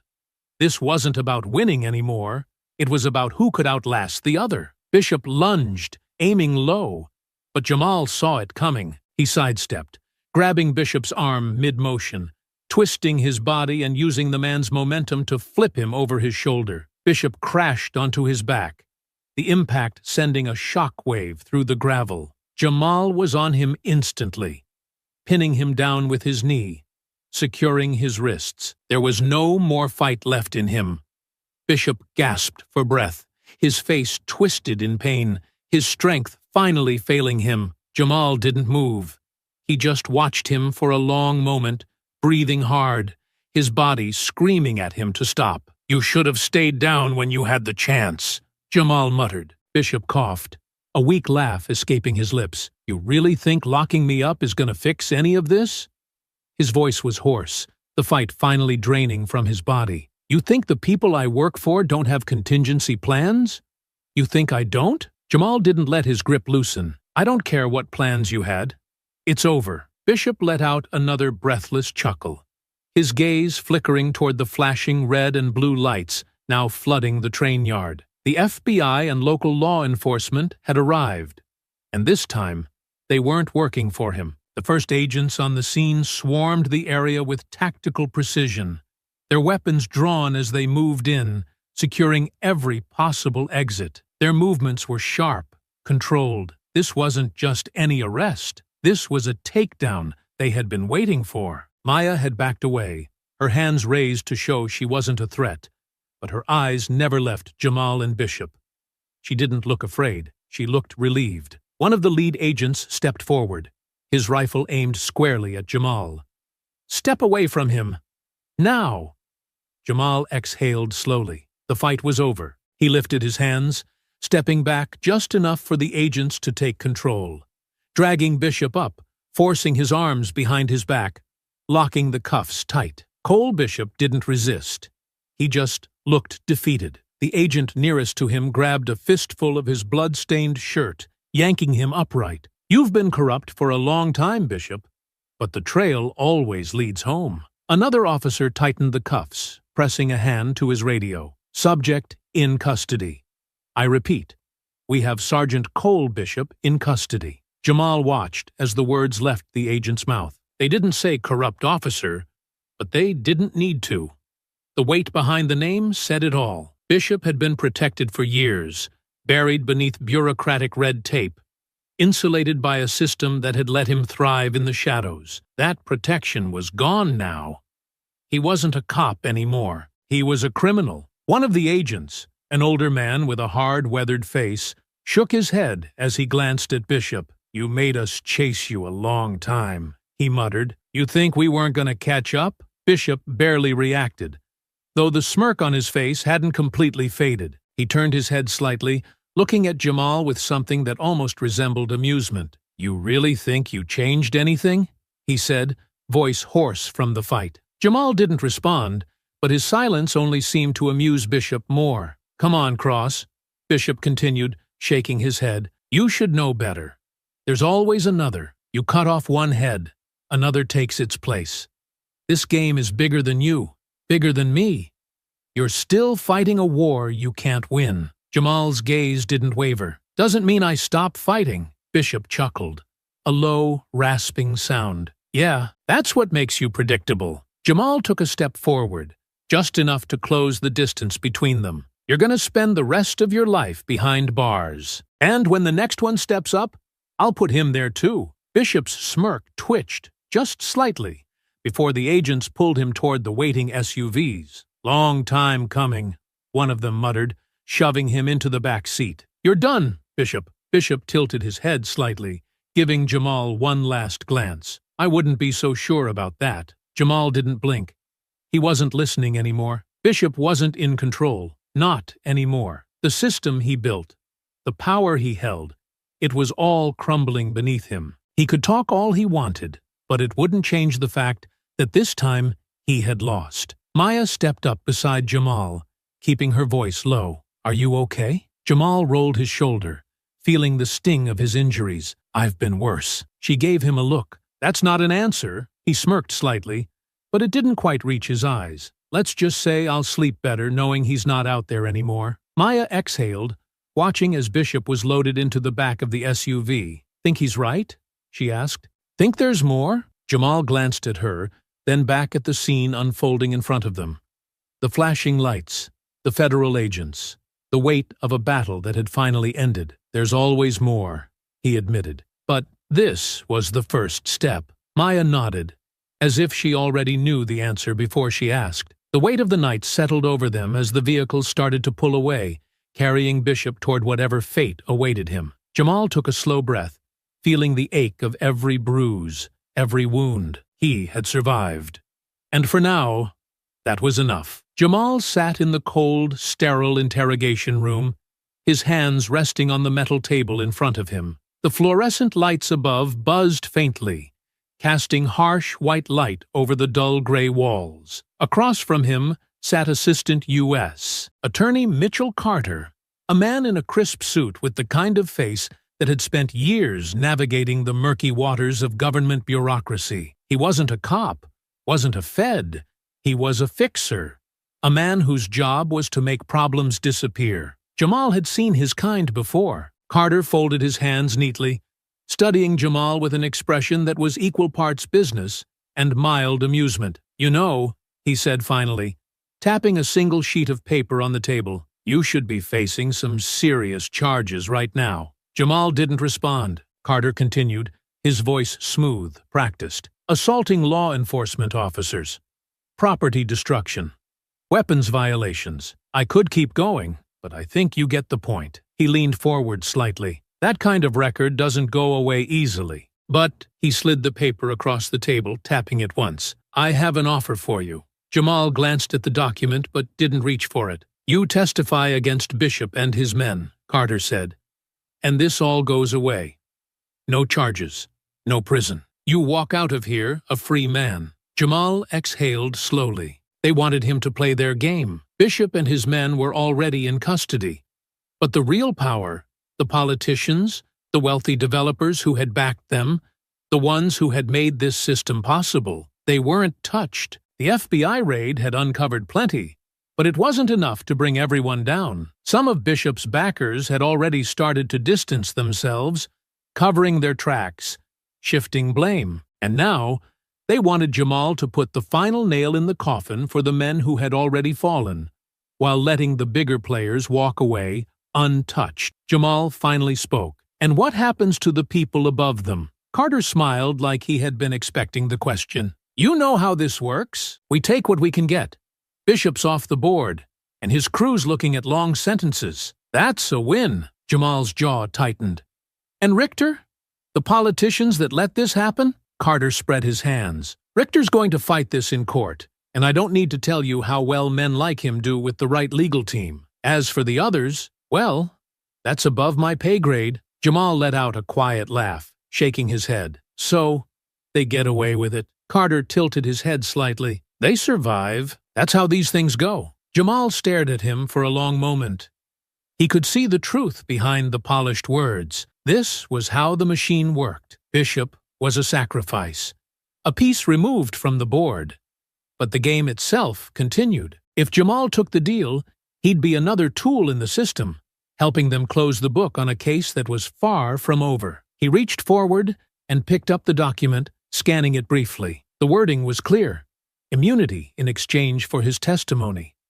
A clean slate. Then, without hesitation, he folded it in half, then again, creasing the paper with deliberate slowness before tearing it straight down the middle. Carter's expression flickered for the first time. "That's a mistake." Jamal met his gaze, calm and unwavering. "Not from where I'm sitting." Carter leaned back in his chair, exhaling sharply through his nose. "You don't have many options, Cross."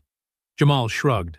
"I don't need options." Carter studied him for a long moment, then let out a small, almost amused chuckle. "All right, I see where this is going." He pushed back his chair and stood, smoothing out his tie. "You do whatever you think you have to, but just know, if you're thinking about going public, you're gonna make some very powerful enemies." Jamal stood as well, rolling his shoulders despite the pain still lingering from the fight. "I already have." Carter gave him a lingering look before turning toward the door. "Don't say I didn't warn you." Jamal watched him leave, the door clicking shut behind him. Then he pulled out his phone. The first leaks hit the press within the hour. At first, it was just whispers. Anonymous sources, snippets of internal documents, financial records linking developers to corrupt police units, names that hadn't been in the official reports. Then, it snowballed. By the next morning, news outlets were running full investigative reports, publishing emails, bank statements, recorded conversations that painted a picture far bigger than just Cole Bishop's operation. Jamal had handed everything over to the press. Every name in the ledger, every falsified police report, every connection between Bishop's unit and the people who had bankrolled them. The machine couldn't cover it up now. Government officials who had been silent during Bishop's arrest were suddenly scrambling, denying involvement. Politicians were distancing themselves. Real estate firms were issuing statements.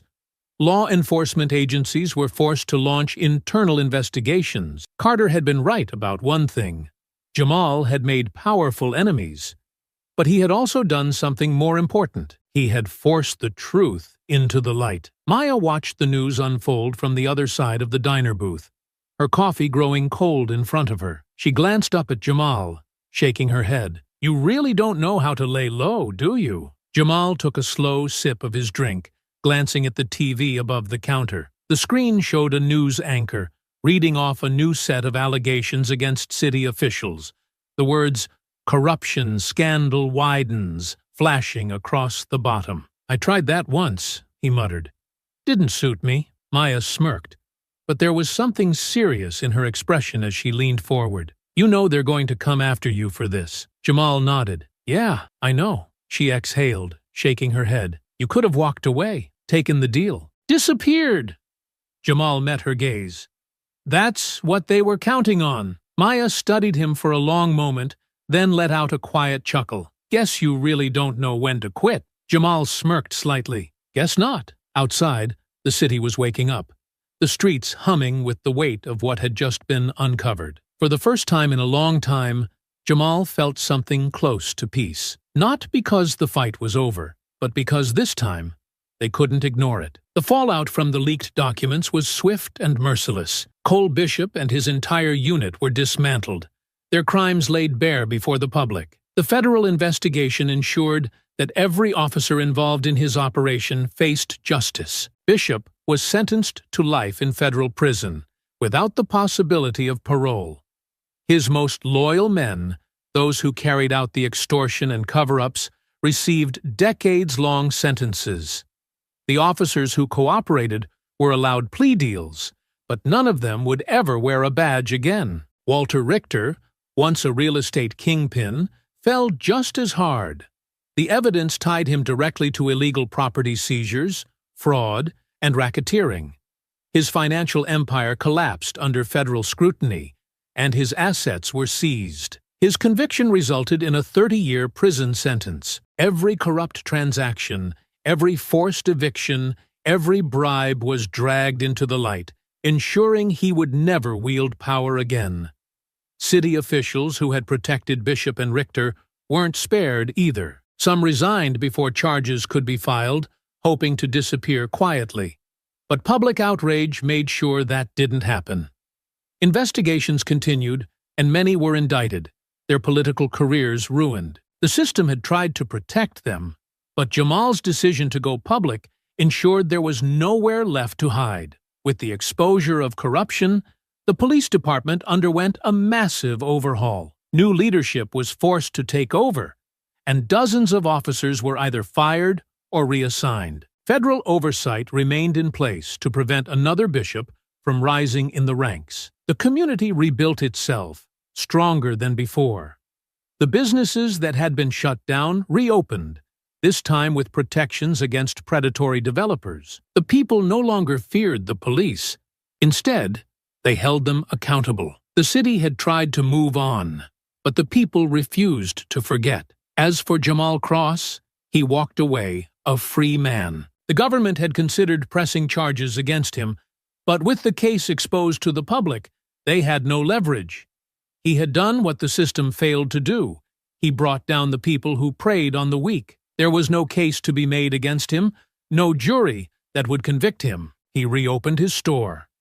Not because he had to, but because it was his. The battle had been fought, the war won, but walking away had never been an option. The liquor store wasn't just a business, it was a part of the community, a place where people gathered, where stories were shared, where a man could stand his ground and refuse to be pushed out. Jamal Cross had fought to keep his place, and now he would reclaim it. The day the new sign went up, people showed up. Not just for the store, but for what it represented. It wasn't about alcohol.